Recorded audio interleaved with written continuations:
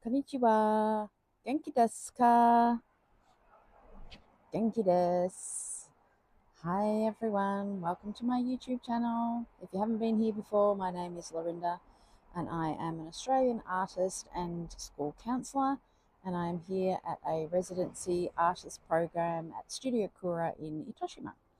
And I thought tonight, for our little change, I would give you a little tour and just walk around the block while I talk.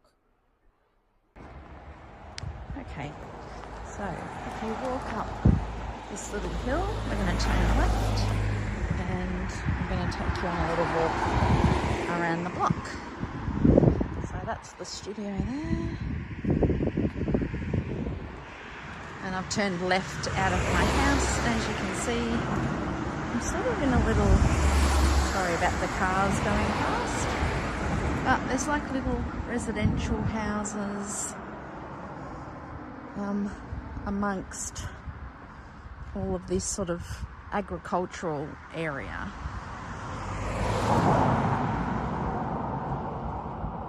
It's kind of new houses.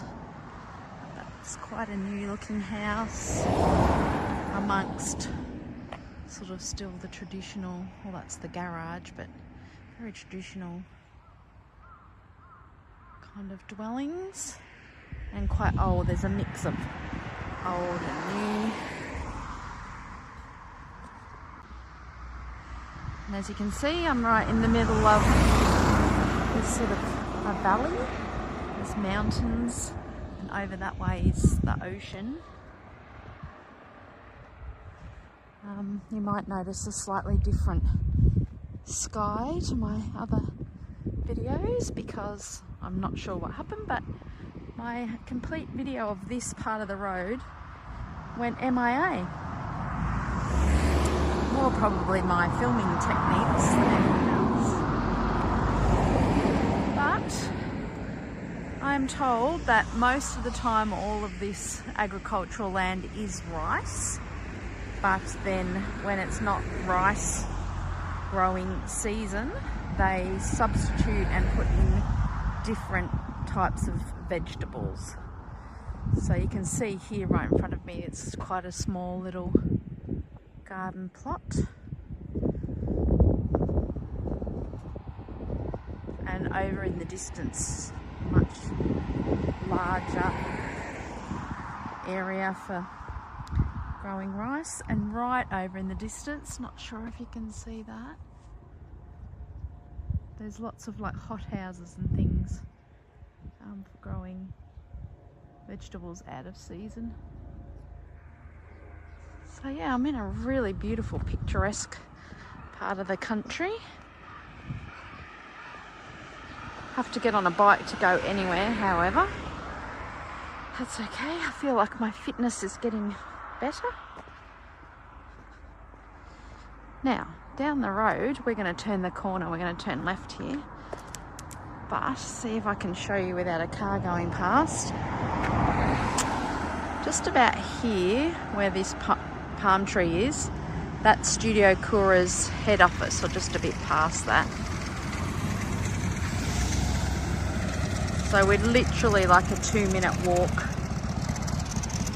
from the head office, and that's where we have lots of the meetings and gatherings, and we had a film night the other night. Saw a beautiful Japanese film.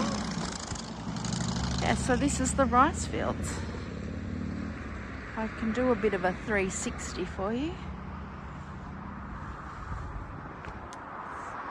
The man looks like he's tilling the field or something. This little tractor.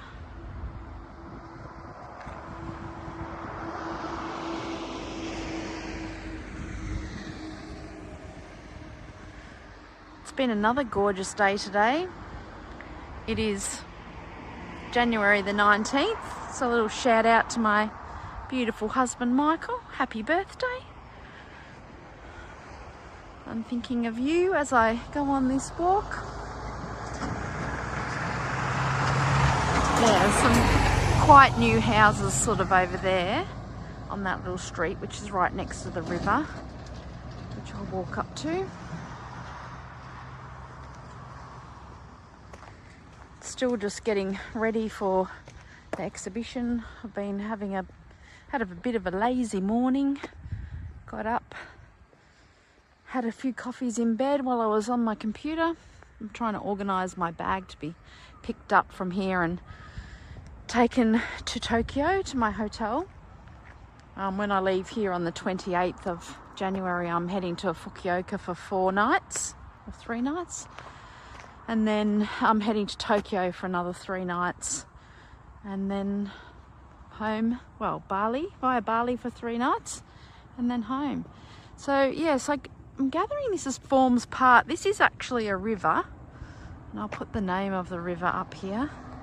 This is actually a river, but I think, as you can see from the sort of gates and stuff, they would use this, I'm imagining, for irrigation of the rice fields.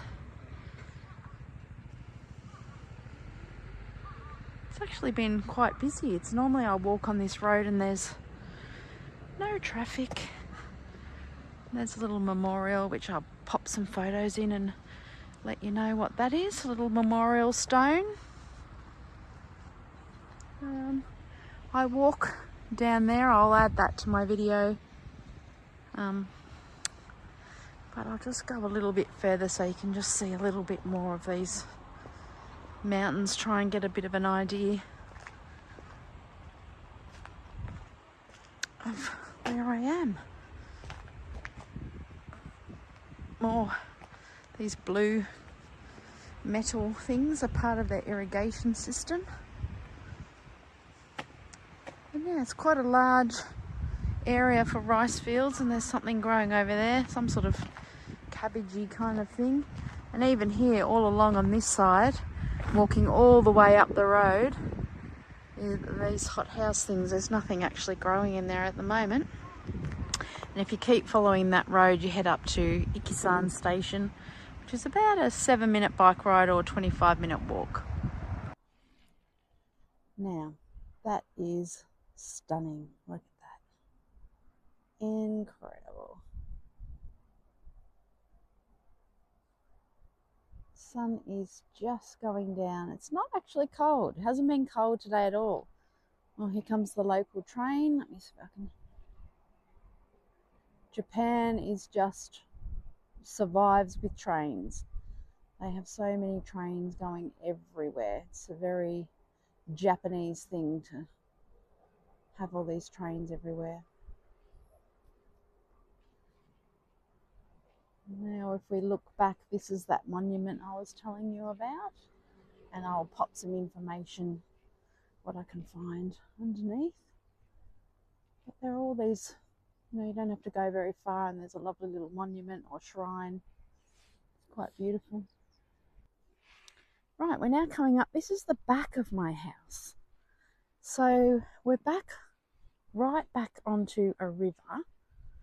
Oh, there's some beautiful ducks swimming. So yeah, so this is the back of Uchi Ichiban, house number 1. So you can see it's quite a generous block of land.